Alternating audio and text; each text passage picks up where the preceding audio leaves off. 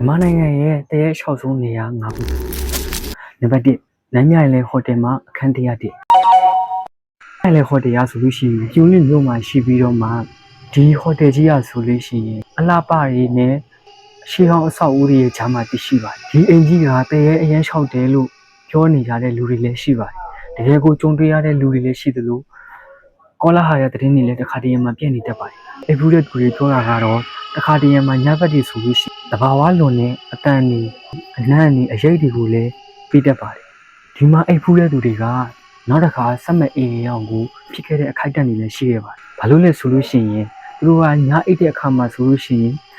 အဲ့နေစဉ်အတွင်းမှာပဲတကယ်ကိုရှောက်ရှားစီတဲ့အိမ်မက်တွေကိုမက်စီခဲ့တဲ့အတွက်ကြောင့်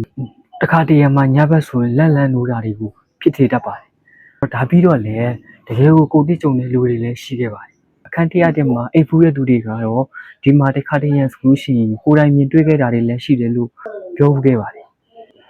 မိုင်းတိုင်း86မိုင်းတိုင်း86လို့ပြောရင်ကားဆရာတွေအနေနဲ့တကယ်ကိုရှောက်ရှားစရာနေရာတစ်ခုပါဒီအဖြစ်အပျက်ကတော့တားမိ2ယောက်ကိုကားတိုင်းမှုဖြစ်ပွားရကနေပြီးတော့မှမသိမရှင်နဲ့ကားဆရာကမှုပတ်မှာဆိုလို့ညှိညွတ်ခဲ့တဲ့အကြောင်းအရာပါသူတို့ကမတည်တည်မဲ့တည်ခဲ့တာကြောင့်မကျွတ်လွတ်ဖင်းနေအနာတဝိုက်မှာအဲ့ဒီနားမှာမကျွတ်ပဲရှိခဲ့တာပေါ့ဒါကိုမြင်တွေ့ခဲ့တဲ့သူတွေကားဆရာတွေကပြောတဲ့အခါမှာဒေသခံတချို့ကနေပြီးတော့မှအလူရန်နေလုပ်ပြီးရေဆက်ရှာခဲ့ပေမဲ့မကျွတ်လွတ်ခဲ့ပါဘူးဒါနဲ့ပတ်သက်ပြီးတော့မှလည်းစကားတကာထွက်ရှိခဲ့ပါတယ်ဒီစကားရဲ့နာမည်ကတော့မိုင်းတိုင်း86လို့ပဲ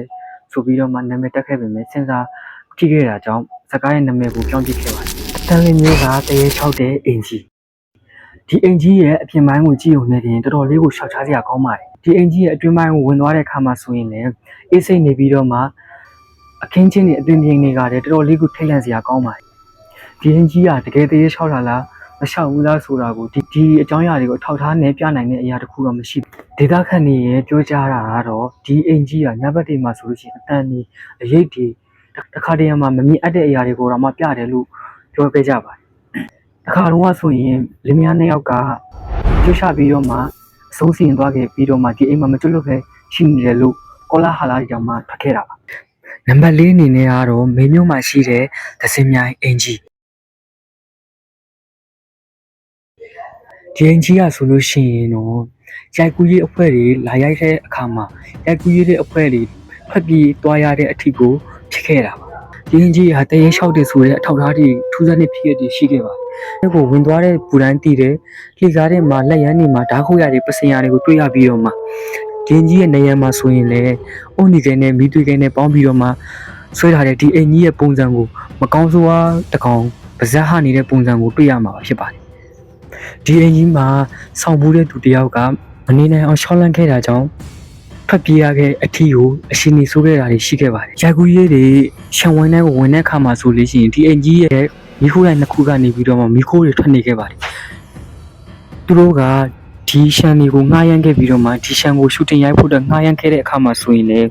ရှံကြီးရဲ့အတွင်းထဲကိုဝင်ရောက်တဲ့အခါမှာမီခိုးတွေကိုဘယ်ကထွက်နေတာလဲဆိုပြီးတော့မှမီခိုးမိစားတွေကိုရှာခဲ့ပေမဲ့မတွေ့ခဲ့ပါဘူး။ညဘက်မှာဆိုရင်လည်းရှူတင်အဖွဲ့သားတွေကတယောက်ကကားပေါ်မှာပလက်အိပ်ပြီးတော့မှကျယ်တွေကိုကြည့်နေတဲ့အခါမှာမီးဟူးငွေတွေကစုပြီးတော့မှသူ့ရှိကိုပြေးလာတဲ့အခါမှာကြောက်လန့်နေကြအော်ခဲ့ပါတယ်ဒီလိုချောလက်မှုတွေရှိခဲ့တာကြောင့်ရှူတင်တစ်ဖွဲ့လုံးကမနီနိုင်တောက်အောင်ထိကိုဖြစ်ခဲ့ပါတယ်ရလန်ချောင်းမှာရှိတဲ့တရေလျှောက်တဲ့အိမ်အောင်ကြီးတရေတွေကဒီအင်ဂျင်မှာဘာလို့ရှိနေတာလဲဆိုတာကိုအတိအကျမသိပေမဲ့တကယ်ကိုကြုံတွေ့ခဲ့ရတဲ့အဖြစ်အပျက်တွေထူးဆန်းတဲ့အကြောင်းအရာတွေလည်းရှိခဲ့ပါတယ်ဒီအင်ဂျီရဲ့ကောလာဟာရအကြောင်းတွေ